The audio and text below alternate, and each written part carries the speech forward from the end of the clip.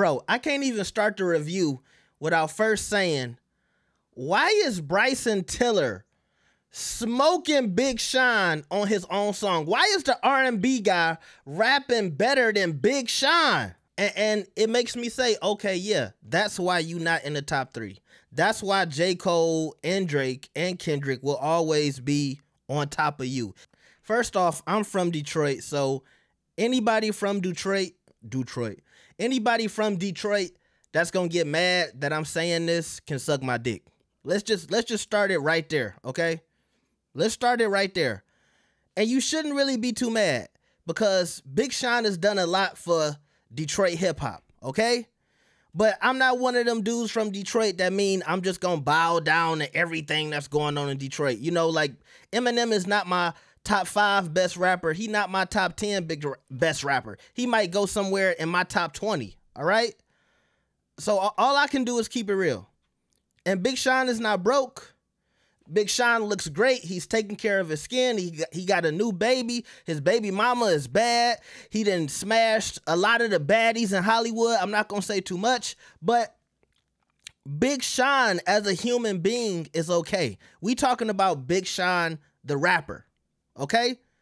Now, this is the issue with Detroit rap and why some of the buzz that we were getting, I want to say maybe like a few months ago, is starting to go down because the head of the snakes are not doing what they're supposed to do.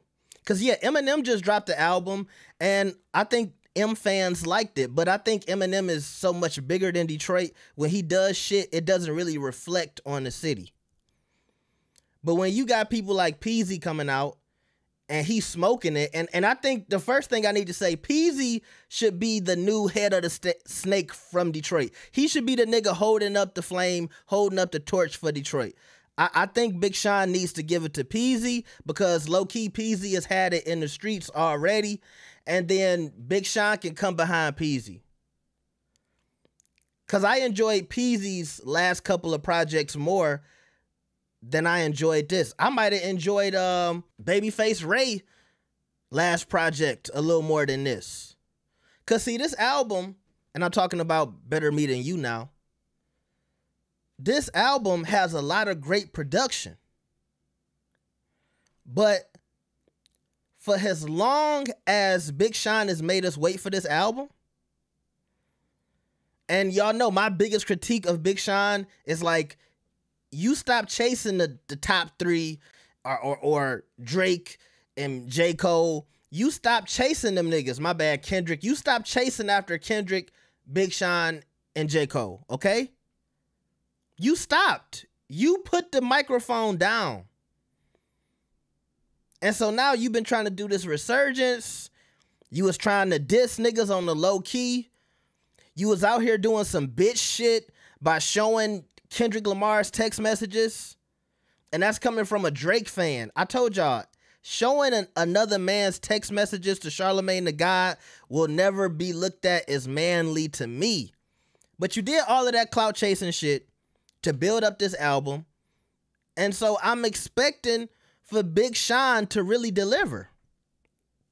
And this album didn't do that. And when I go back to the buzz in Detroit and I talk about the head of the snakes not performing, I think it's really sad that Eminem, Big Sean, and Baby Tron was on a song together, and the first time I'm hearing about it is August 30th. That's what I mean about the head of the snakes, the big dudes from Detroit, not delivering. Because the lack of success for this song has nothing to do with Baby Tron. It has everything to do with Eminem and Big Sean. But let's go back to the album. So the production is fire. The production is incredible. You see, I got a lot of these songs saved. I'm going to listen to them. You know why? Because Big Sean has always known how to pick production. Like when I really look back and I think about it, I'm saying, well, maybe that's why Big Sean is so rich and a lot of his success has at least garnished him some type of respect in the game, because I feel like he's really good at adding decent raps to incredible beats. And that's what he did on this album. For most of the album, he is very boring. Sometimes I would even say did you even come to the studio feeling like you wanted to rap? Some of the bars are so lazy. Some of them just don't rhyme, and he's trying to like swag it out, but like the bar or the lyric just don't match what he's doing. Like the flows were so inconsistent. And I saw this on Twitter and I'm like, okay, they got to be tripping. So I was like, I got to hear it for myself. And then I'm listening to the album and I'm just listening to him just throw words at the end of sentences or bars. And I'm like, what the fuck is this? So many of the lyrics on this album sound boring. And I was just looking for energy because the production is so fire. The production is so good that you'll listen to some of the songs.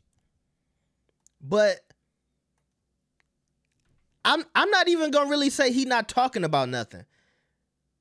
Because I felt like he was saying some stuff. I just didn't like how he was saying it. It just wasn't any energy. You want to know something that was really weird to me? He got a song called Yes on the album. And the time where I heard him have some of the most energy was when he was literally jocking or stealing Schoolboy Q's flow. He literally, on that song, Yes, tell me that Big Sean don't sound like Schoolboy Q. About some shit from way back. Sounds exactly like Schoolboy Q.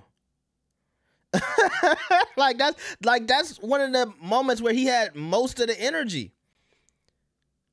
Then I'm noticing on some of the songs he's being lazy but giving it energy, and then he's kind of stopping the vibe. So he got this song with Gunna, and I like this song. This might be one of my favorite songs on the project.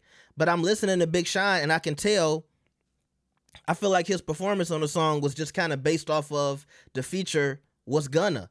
So it's Gunna on the track. It's a swag song. I'm not going to really do too much rapping. And I think the song is really short. Oh, it's not that short. It's 3 minutes, but it feels short because I feel like towards the end, they just kind of kept saying the chorus, and I was waiting for Big Sean to keep rapping, and he just kind of stopped rapping. And I'm like, oh yeah, he's doing that because it's Gunna. So he's not going to take this song as serious because it's Gunna. But then when you get to other songs, like this really good song with Bryson Tiller and Kodak Black, you have an opportunity with Bryson Tiller and Kodak Black. Kodak is a really good rapper. Bryson Tiller is a really good performer overall. And I do feel like Bryson Tiller is underestimated when it comes to being a lyricist. Because if you listen to Bryson's albums, he raps from time to time. But I thought this was an opportunity for Big Sean to rap. Because there's not a lot of other big rappers on this album. When I look at the features, you know, J. Cole is not on this project. Drake is not on this project. It's like the biggest rapper on this project other than Big Sean is Kodak Black. So I'm like, okay, well, you gonna rap on this song. Big Sean gets done with his verse, and I just start hearing this nigga Bryson Tiller just start fucking shit up.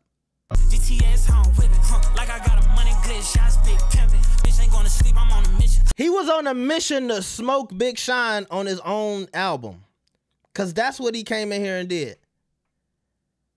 And I'm looking at Sean, I'm like, you went first?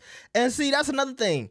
Every rapper knows it's almost a trick bag to go first, because the niggas who gonna come after you, they might end up smoking you. You might have to go back and change your verse. Sean, you should have went back and changed your verse for this. Because Bryson Tiller smoked you, yet alone Kodak smoked you. So it's never really a good look when you got two niggas on your song and they smoke you. Okay? But some of the moments where I felt like he had energy was Million Pieces, Get You Back. I like Forever at the end, but I noticed Big Sean, he seems to give more energy like he wants to rap on the girl songs, which kind of made me think, I said, Sean, if you just want to make a girl rap album, do that. Like just give us a 10 track of Big Sean girl hip hop songs. Cause that's really where Big Sean shines at, right? Like songs like Ass, Ass, Ass, Ass. Like the songs where he's talking about girls and breakups and stuff like that. That's when he really shines. Cause I feel like that's the type of nigga that Sean is. I feel like Sean is one of them dudes that wears his heart on his sleeve. He likes to talk about his relationships and girls and shit like that. That's where he really shines. But when it's time for him to really rap, he don't like to really rap until he in a freestyle or something like that. And I'm listening to all of these crazy beats, and I'm like, damn, Sean, you are really boring. Even on this song called On Up, where he's trying to talk about, you know, his child and stuff like that, incredible production. I'm just like, bro, do you even believe the words that's coming out of your mouth? This is supposed to be a heartfelt song, and I just don't believe you. You sound bored in the studio for most of this album. And it makes me say, okay, yeah, that's why you not in the top 3. That's why J. Cole and Drake and Kendrick will always be on top of you. You will always be the little nigga to them. Because of what we seen on the album. And I'm wondering, because I heard him kind of talking about some friends he was cutting off. Because he got a song called Apologize on his album. And Apologize, it seemed like he talking to one of the homies. And he cut off one of the homies. But even here, he's doing the same thing, just throwing random words together. And, you know, like, I guess we as the audience supposed to know, ooh, that matches what you're saying. But it don't match with the flow. It's inconsistent flowage going on, okay? The sewer system is all tore up on this motherfucking album, okay? But from that song, I'm thinking to myself, oh, maybe he cut off his crew. Because ain't nobody around him to tell him, bro, you need to be coming harder. Or you might be in the studio with him for a long time and he can't just get it right. So this might be the best of everything he was spitting. And I can't really remember, and I don't have the time to really go back and study some of his previous albums because I like some songs on his previous albums. I don't ever really feel like he put out a trash album. I wouldn't even say this is a trash album. I'm just saying I'm noticing right now in 2024, this nigga is rapping really lazy. I don't think I felt like this before on some of his old albums. But sometimes your performance can be so bad right now, it make me want to go back to the history books and check the stats. And say, maybe I was wrong. Do I need to go listen to some of the old albums? Fire, fire, fire. Like, it sounded like he wanted to rap on songs like that. When Miley Cyrus was on the feature. But now, I'm at a loss for words. So yeah, Big Sean is top 3 most boring rappers in the rap game right now. I don't know if I could say ever. He not as bad as Freaky Zeke. You know, a Shock the, what was that dude? Shock the Silver, the Shocker, Shock the Shaker. Who was that guy? Yeah, Silk the Shocker. I had to Google that. He not that bad. And I'm not going to say you can't listen to this album, but I will say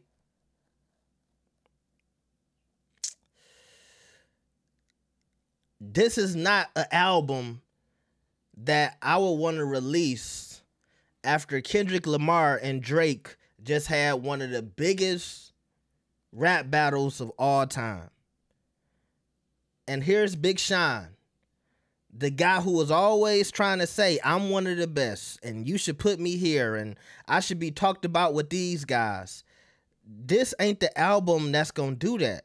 And look, it's some people who gonna listen to the production. I mean, hell, he got The Alchemist producing on this album. He got Thundercat, one of my favorite songs. Matter of fact, while I'm shitting on it, let me just talk about the songs I liked, because I did write those down. I liked It Is What It Is. I liked Black Void with Thundercat. I liked Something. I liked A Million Pieces. I liked Precision. And I liked Forever. Okay? So I did like some songs, okay? But overall, this is 21 tracks.